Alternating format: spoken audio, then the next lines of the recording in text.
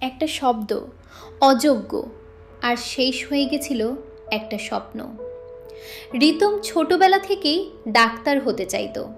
স্টেথোস্কোপটা শুধু খেলনা ছিল না, ওটা ছিল তার ভবিষ্যৎ। দিনরাত পড়াশোনা, অবশেষে প্রবেশিকায় দুর্দান্ত র্যাঙ্ক, বাড়িতে খুশির ঢেউ। অ্যাডমিশনের দিন ডাক্তার ঠান্ডা গলায় বলল, তোমার ডান হাতের দুটো আঙুল, তুমি অযোগ্য। রিতম শুধু নিজের হাতটার দিকে তাকিয়ে রইল। ঘরের দরজা বন্ধ, মা বাইরে দাঁড়িয়ে। খাবি না বাবা? নিঃশব্দ। ভিতরে রিতম ফিস ফিস করে, আমি কি সত্যিই অযোগ্য?